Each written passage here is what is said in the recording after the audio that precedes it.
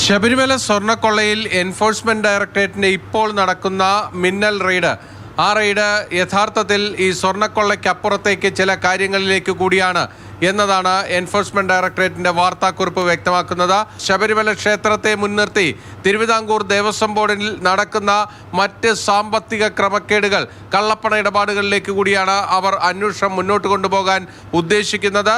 അതിൽ സംഭാവനയുടെ രൂപത്തിൽ വരുന്ന കാര്യങ്ങളുണ്ട്, അതോടൊപ്പം തന്നെ ആചാരങ്ങളുമായി ബന്ധപ്പെട്ട് നടത്തിയിരിക്കുന്ന ക്രമക്കേടുകളുണ്ട്. ശബരിമലയിൽ കഴിഞ്ഞ കാലങ്ങളിലൊക്കെ തന്നെ നടന്നിട്ടുള്ള വലിയ തട്ടിപ്പുകൾക്കെല്ലാം പിന്നിൽ സ്പോൺസർഷിപ്പുകളാണ് എന്നത് നമുക്ക് വ്യക്തമാകും. ഉണ്ണികൃഷ്ണൻ പോറ്റിയുടെ സാന്നിധ്യത്തിൽ തന്നെ, നേതൃത്വത്തിൽ തന്നെ അവിടെ മണിമണ്ഡപം പുതുക്കിപ്പണിതിട്ടുണ്ട്. അതോടൊപ്പം തന്നെ നവഗ്രഹ ക്ഷേത്രവുമായി ബന്ധപ്പെട്ട കാര്യങ്ങളിൽ പലതരത്തിലുള്ള പണപ്പിരിവ് നടന്നതായി വിവരങ്ങളുണ്ട്. പുതിയ കൊടിമരം സ്ഥാപിച്ചതിൽ അതിലും ഒരു സ്പോൺസർഷിപ്പാണുള്ളത്. സമീപകാലത്ത് ഈ സ്പോൺസർഷിപ്പിന്റെ മറവിൽ ഈ ശബരിമല ക്ഷേത്രത്തെ മുൻനിർത്തി നടത്തിയിരിക്കുന്ന വലിയ കള്ളപ്പണ ഇടപാടുകളുണ്ട് എന്നാണ് എൻഫോഴ്സ്മെന്റ് ഡയറക്ടറേറ്റ് സംശയിക്കുന്നത്.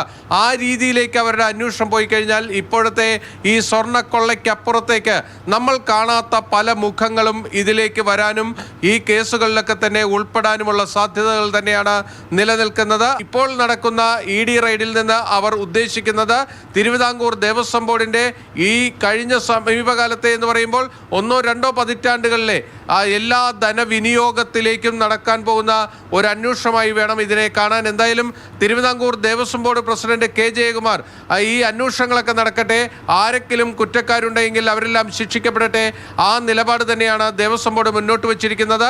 അതോടൊപ്പം തന്നെ തിരുവിതാംകൂർ ദേവസ്വം ബോർഡ് ഒരു തിരുത്തൽ നടപടിയിലേക്ക് പോകുന്നു എന്നതിൻ്റെ സൂചനയും ഇപ്പോഴത്തെ ദേവസ്വം ബോർഡ് നൽകുന്നുണ്ട്. കാരണം അവിടുത്തെ ധനവിനിയോഗത്തിൻ്റെ കാര്യത്തിലൊക്കെ തന്നെ പലതരത്തിലുള്ള പാളിച്ചകൾ ഉണ്ട് എന്ന കാര്യം ഇപ്പോഴത്തെ ദേവസ്വം ബോർഡ് തുറന്ന് സമ്മതിക്കുകയും ചെയ്യുന്നുണ്ട്.